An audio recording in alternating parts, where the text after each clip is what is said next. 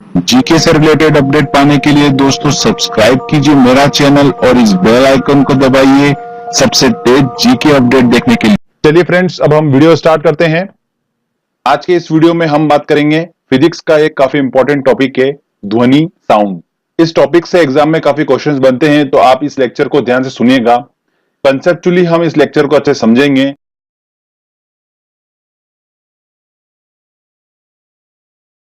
तो चलिए friends, lecture को स्टार्ट करते हैं। सबसे पहले दोस्तों हम समझते हैं ध्वनि क्या होती है, साउंड क्या होता है। तो ये एक प्रकार की तरंग है, और किस तरीके की तरंग है? ये अनुदैर्ध्य तरंग है, लॉन्गिट्यूडनल वेव।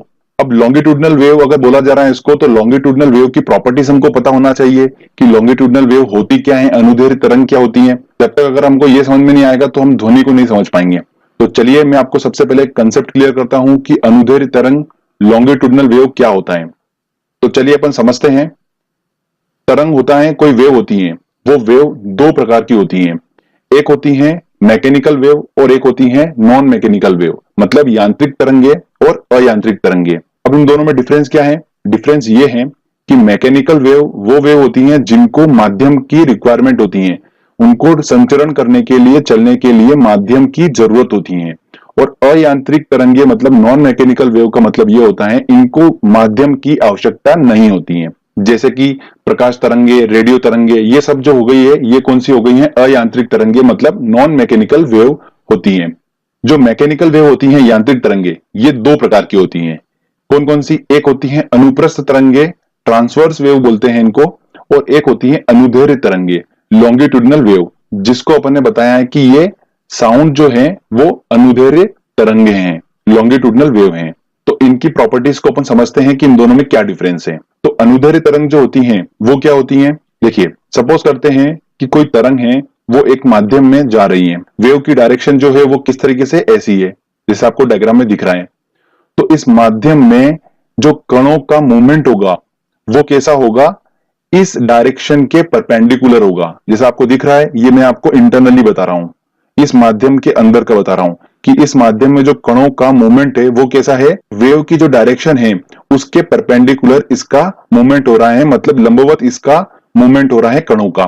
ठीक है, तो ऐसी वेव को हम क्या बोलेंगे? अनुप्रस्थ तरंगे बोलेंगे, ट्रांसवर्स वेव बोलते हैं। अनुदैर्ध्य तरंग क्या होती है? अनुदैर्ध्य तरंगे, देखिए सपोज करते हैं वैसी कंडीशन है, कोई तरंग जो है वो माध्यम में जा रही है, तो उसकी डायरेक्शन क्या होगी? आपको डायग्राम में दिख रहा है, ऐसी डायरेक्शन है। अब इस माध्यम के जो कण होंगे वो कैसा मूवमेंट करेंगे? उसके समानांतर मूवमेंट करेंगे। तो ऐसी तरंग को अपन क्या बोलेंगे? अनुदैर्ध्य तरंगे बोलेंगे, लॉन्गिट्यूडनल वेव बोलेंगे। दो कंडीशन है, अगर माध्यम के कण परपेंडिकुलर अगर मूवमेंट कर रहे हैं तो वो हो गई अनुप्रस्थ तरंगे, अगर माध्यम के कण उसके समानांतर मूवमेंट कर रहे हैं, किसके? वेव के, तो उसको हम बोलेंगे अनुदैर्ध्य तरंगे, लॉन्गिट्यूडनल वेव। सिंपल सा, तो ये सिंपल सा लॉजिक है, तो इसको ध्यान रखना है। अब अनुदैर्ध्य तरंग जो होती है वो ठोस, द्रव, गैस तीनों में ट्रेवल करती हैं, तीनों माध्यम में उत्पन्न हो सकती हैं, तीनों माध्यम में संचरित हो सकती हैं। और अनुप्रस्थ तरंगे जो होती हैं वो ठोसों में संचरित होती हैं और द्रव की सतह पर संचरित होती हैं। तो ये आपका पॉइंट क्लियर हो चुका है। चलिए अब वापस हम चलते हैं हमारे फर्स्ट पेज पे। तो दोस्तों आपको ये बात तो क्लियर हो चुकी है कि अनुदैर्ध्य तरंगे मैंने बोला है, तो अनुदैर्ध्य तरंगे क्या है, उसकी प्रॉपर्टी समझ में आ गई। क्या समझ में आया? कि ध्वनि जो है अगर उसको अनुदैर्ध्य तरंगे में बोल रहा हूं, इसका मतलब है कि ध्वनि ठोस, द्रव, गैस तीनों माध्यम में संचरित हो सकती हैं। दूसरी बात, ध्वनि को मैंने क्या बोला है? अनुदैर्ध्य तरंगे बोला है, और अनुदैर्ध्य तरंग जो होती हैं वो मैकेनिकल वेव के अंदर आती हैं, मतलब इनको माध्यम की जरूरत होती है, संचरित होने के लिए माध्यम की जरूरत होती है। तो ये निर्वात में, वैक्यूम में ट्रेवल नहीं कर सकती हैं। क्लियर? ये दोनों पॉइंट वेरी इंपॉर्टेंट पॉइंट है। अगर ये कंसेप्ट आपके धीरे धीरे क्लियर होते जाएंगे तो ही आप एग्जाम में आंसर सही टिक कर पाएंगे। ठीक है, फिजिक्स ऐसा टॉपिक है, अगर हम सोचेंगे इसको कि याद कर लें या कुछ, तो बिल्कुल भी आप ऐसा मत सोचिए, क्योंकि कुछ टाइम बाद आप भूल जाने वाले हैं। तो अगर जब तक आप अपना कंसेप्ट क्लियर नहीं करेंगे तब तक आप इसका आंसर बिल्कुल सही टिक नहीं कर पाएंगे। तो कंसेप्ट क्लियर हो चुका आपका। चलिए आगे बढ़ते हैं हम। अब बात आती है कि ध्वनि की उत्पत्ति कैसे होती है। तो सिंपल ही है, वस्तुओं में कंपन होता है, उसी से क्या होती है? ध्वनि की उत्पत्ति होती है।